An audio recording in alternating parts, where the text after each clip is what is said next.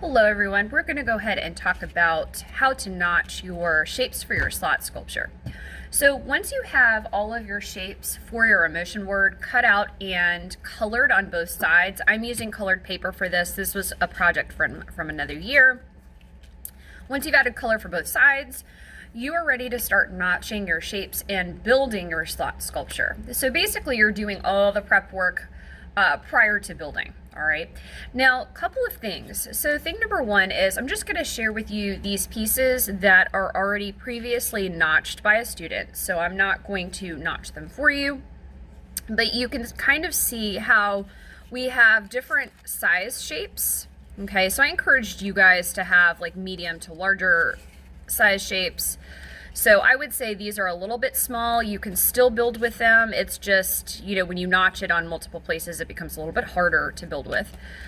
But anyway, the notches, as you guys can see, are not super shallow, but they're not super deep. Super shallow would just be like a little mini cut, kind of like this big. And you can kind of see how they come in a decent ways here. Okay, you can also see how this is notched in multiple places. All right, so when you start notching your shapes, I would cut one notch at a time.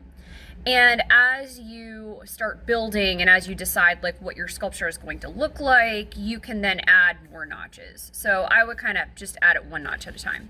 Now, in order to build your sculpture, so the other thing you're going to decide is once you've started to notch your shapes, you've made the cuts a decent size, start thinking about how you want to build this to represent your word. So are you going to build it more vertically? Are you going to build it horizontally? Are you kind of going to build it just sort of randomly? Certain emotion words, you're going to have more structure to them. Certain emotion words are going to be a little bit more random. Okay, so how you build it should reflect your word as well. So I'm going to go ahead and start with mine, and I'm going to put some of my bulkier shapes toward the bottom just for stability purposes. So I have, you know, this shape here, the circle. I'm going to go ahead and add it into this, and so this is kind of how this comes together. In fact, so I have two of these notches. I'm going to smush them together as far as they will go, and then this kind of fits like this. All right.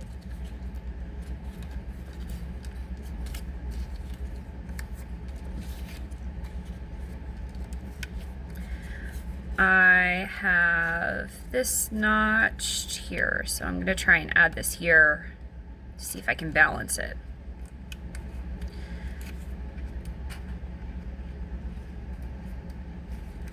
Or not. Here we go. Okay, so I'm sliding that all the way in there, and I'm positioning it how I want it to go.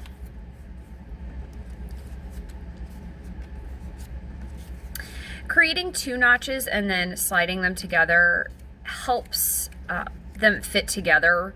If you just notch one and then slide it on the other, it's like the second notch kind of holds it in place.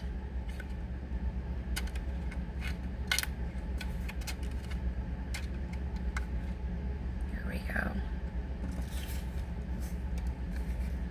Oh, I can add this one here. Actually, I'm going to add a red one here.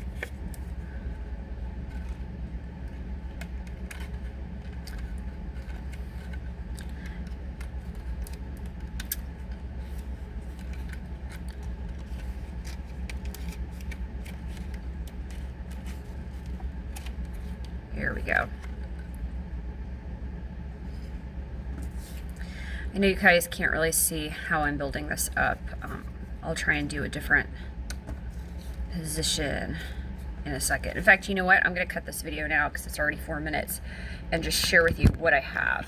Okay, so let me see if I can flip this around. Sorry for the messy desk.